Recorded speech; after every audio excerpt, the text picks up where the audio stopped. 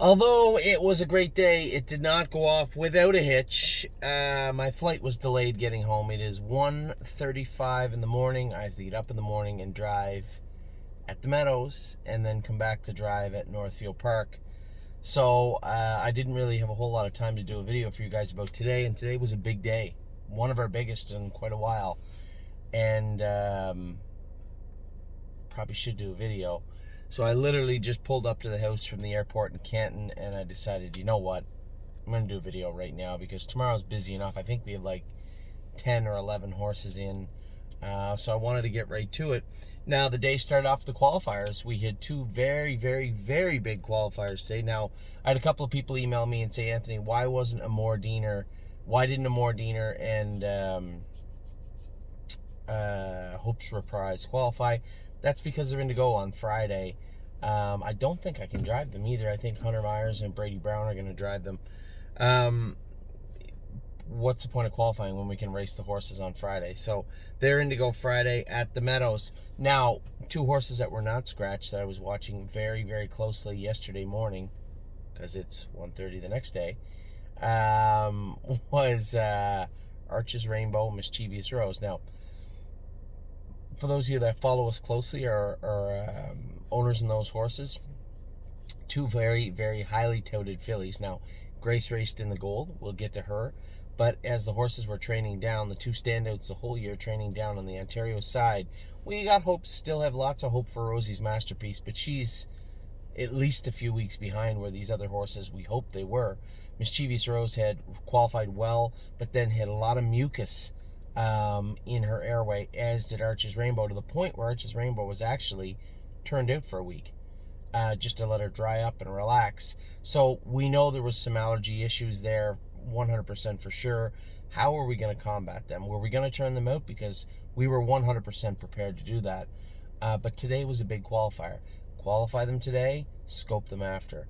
Both fillies qualified huge. James kept Arches Rainbow wrapped up, very conservative with her, which I was very happy about. And then Mischievous Rose, you give her a nifty little steer, spinning her in behind everybody, and then getting out, and then you can see how talented this filly is. As soon as he moved her over, she just exploded past. Now, it wasn't a big mile, 2-3, but it's how she did it. And then more importantly to both of that, how they both scoped after, perfectly clean. So, very happy with today's news. Now, obviously, the next hurdle is they will be entered in the grassroots. They will be raced and then scope them after. So, all the concerns we had moving forward were day by day. How did they train last week? We trained them, scoped them, clean. How did they train after that? Same thing.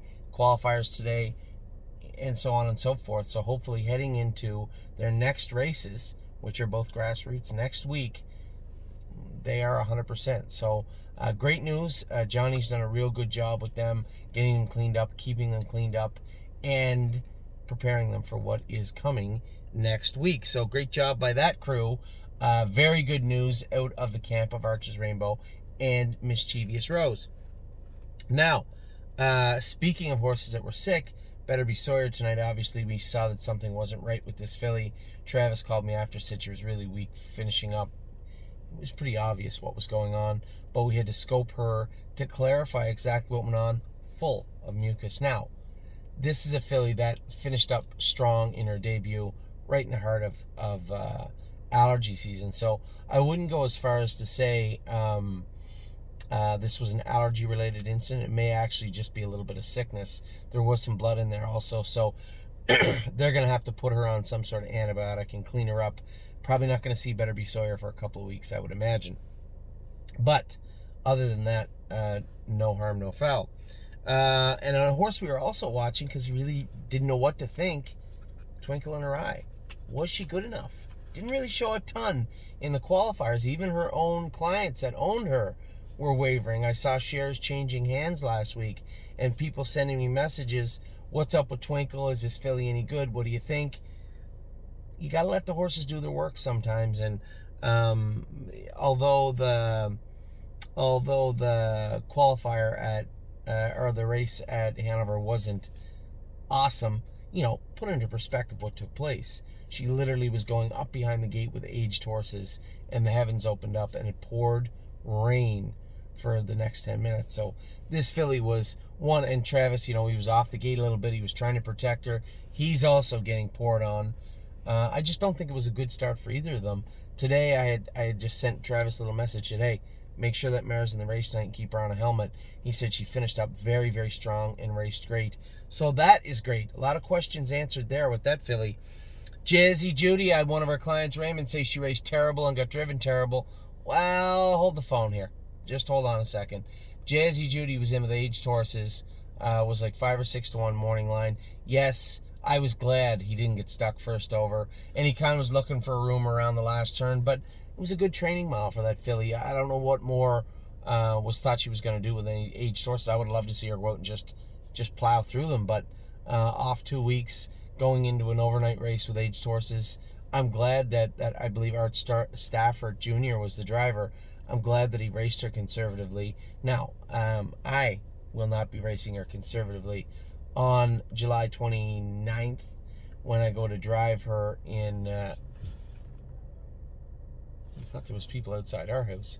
It's a house beside us. I won't be so conservative on July the 29th. I will be going to Harrington to drive her in the final. So, a race for her. Will they race her next week? Geez, I hope they do. Of course they will. It's 24 days. So, we'll get a couple more races, at least one more race into Jazzy Judy before the final in Harrington. And then Blue Bayou raced. I said to Johnny after, I said, man, I wish they just raced this filly. I mean, she's 5-2. Why is this not charging? What's it, 62? She's 5-2, and he stays in third. It's easy to say after the race, maybe it would have all worked out. I would like to see her up and on the move and racing, but she is a 2-year-old, and as frustrating as it is to watch sometimes, maybe being a little conservative is just fine with Blue Bayou Dio, but certainly not enough to get me too excited about sending her to New Jersey just yet. I'm focused more on Kentucky. That is coming up. And then, although I was super pumped with the 2 fillies, we'll get to them now, Bomb Hugger and Grace were our 2 big stories of the day. Grace was 3-5 going to the gate, going for 102,000. James just got stuck a little far back with her, but at the same time, it looked like all the long shots were up front and it was going to work out great. Then one of them got a breakaway and won the race fair and square. Now, I think if the 8 horse is 4-1, James drives the race totally different. It's hard to gauge, classify, and look at horses objectively that are going into some of them their first or second start lifetime. The 8 horse just got enough roadblocks and got enough distance between her and James where it was a cakewalk for her. And Grace raced great. Very happy with Grace, the way she raced and how it looks. Looks like we're going to have a gold filly for sure in Grace. I'd love to see the other 2 fillies find their way to the golds this year. But for now, let's not be greedy. Happy to see Grace doing well up in the golds. Now, my biggest thrill, even though I own a piece of Grace and I own none of Bomb Hugger, was Bomb Hugger. I have a lot of, I'd said I got to have a great talk with Mark Beckwith when he picked me up at the airport. I'd never met Mr. Beckwith before, just a really, really nice guy, very knowledgeable horseman, and we just talked about horses and horse racing. He was asking me about fractional ownership and how we run the stable, and I just told him that Bomb Hugger, we could have had somebody else drive the filly. She's an easy enough filly to drive, but if things are going to go wrong, I want to be the captain sometimes. I want to be the guy that, hey, it didn't work out, this is what happened, it was my fault, or things just didn't work out. But if I have an opportunity to help out, and I can, I will, and I should. Listen, I just put in a 21-hour day. I was up at 4:30 yesterday morning to catch a 6:25 flight out of Canton, Ohio. Connecting flight through Washington got me to Albany, New York at 11:30. Whatever.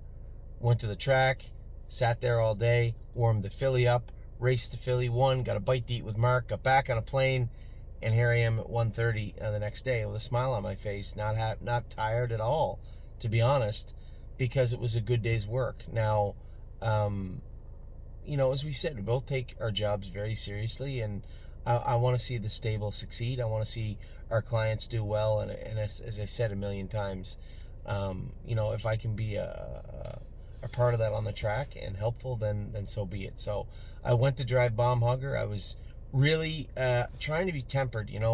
When you go there and you believe you're the best and you want to drive to win, sometimes you end up putting a lot of pressure on yourselves, and that's when mistakes can happen also. So, you have to stay grounded and say, hey, you're going there to race a filly. You think she's one of the best. Put her in a position to win, but don't overdrive her. And as an aggressive driver, you can find yourself into that position quite easily. So we're going in behind the gate. I'm thinking Andy Miller's horse is good. A couple of the other horses look. Wally's filly looks good. But I've been told how good this 6 horse is of John Boutonchain's. She's on the run beside me. It's racing. Obviously, I don't want to see anybody. I know that feeling, right? That on the run behind the gate feeling's not cool. But at the same time, we're there to win. So take that piece off the chessboard, leaving out of there. I look left, and there's no one around Bomb Hugger. It's a cakewalk into the first turn. I just want to make sure that I don't induce somebody to the outside going to the quarter pole. I'm thinking in my head exactly how the race went. 29 and a piece, 59 and a piece. Let her saunter down the backstretch. She trots the turns really good. And just before the last turn, let her rock. And that's what I did. She was very strong, finishing up for a filly that just shipped 8.5 hours a few days before to a new track, new surroundings, and then go out and act. Again, I shouldn't be shocked, but I am sometimes. How professional she looked, how professional she acted, and what she did to a good group of fillies. If I'm not mistaken, somebody messaged me after and said that filly that you beat was one of my top picks in Lexington, I believe, went for 230. So again, I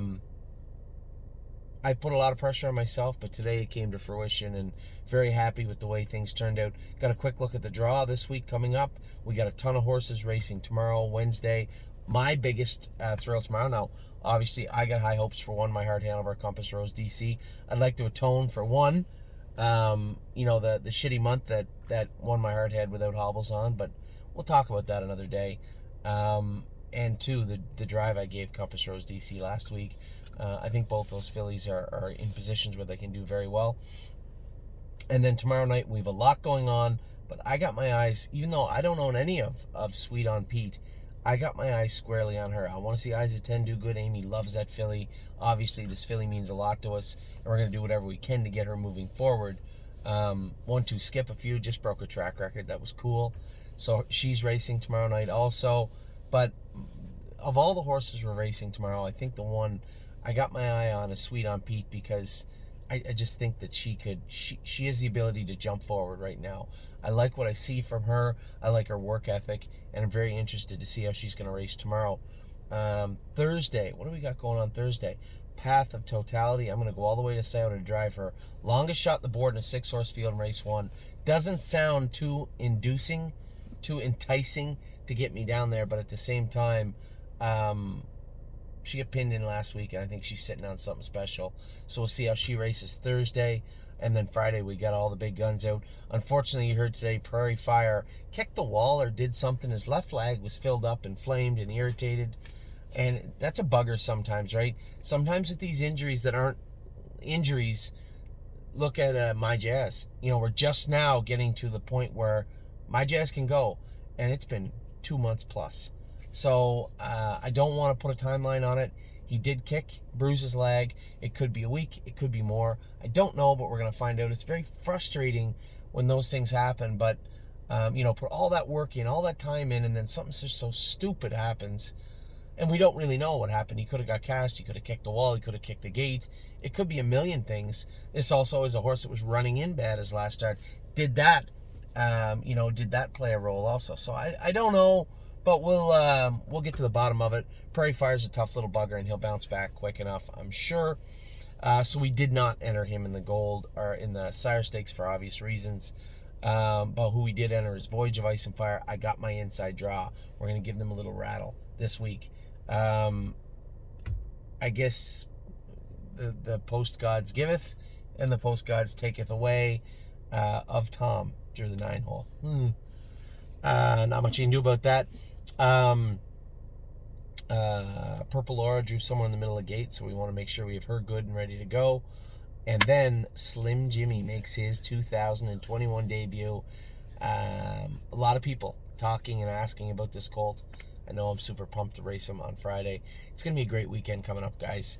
It couldn't have started any better. Exactly what we wanted to. Yeah, the greedy part of me would say, geez, it'd be great if Grace won, but finishing second in a gold with Grace, looking at this was a filly that I didn't even sell you shares of. Not because I was greedy, but because I didn't really think they were worth anything at the time, right up until she started qualifying and training good. Now we have a lot of partners on the filly, and so excited for that group also this year and the rest of the summer. So, great news out of the stable today. The two fillies, Arches Rainbow, Mischievous Rose, 2 thumbs up, they're ready to rock. Clean bill of health, clean slate, clean scope after the qualifiers. Both looked very, very good to me. Bomb Hugger, huge beginning to her career. She's now 2 for 2 and chalked up her first Sire Stakes victory today. And then Grace finishing second in a gold event for James tonight. So a great day at the stable. Yes, I've been going for 21 and a bit hours, but days like today, it just seems like your tank never empties. So I'm fine. I'm good to go. I will talk to you guys tomorrow at some point. I hope you all had a great day because, as you can see, I most definitely did. Take care.